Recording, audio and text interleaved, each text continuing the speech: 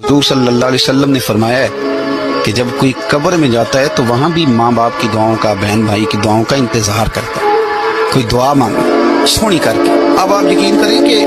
وہ ایک خاص رسم ہے، انہوں نے بھی دعائیں رٹ لی ہیں، وہ پکی رٹی رٹائی کیسٹ ہے، اور قبر پر فاتحہ پڑھنے والوں نے بھی، چونکہ ہمیں تو توفیق نہیں نا کہ ہم کوئی دعائیں دو چار معصورہ دعائیں جو قرآن و سنت میں آئے ہیں وہ یاد کر لیں، تو ہم نے تو ڈیوٹی لگائی ہوتی ہے کہ فلاں صاحب آپ نے دعا مانگنی، اور خدا نہ خواستہ اگر امام صاحب چلے جائیں جنازے کی تکمیل کے بعد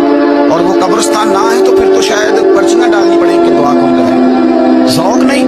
لیکن حضرت عوف بن مالک رضی اللہ تعالیٰ عنہ فرماتے اس رنگ میں حضور دعا مانگتے قبر پہ کھڑے ہو۔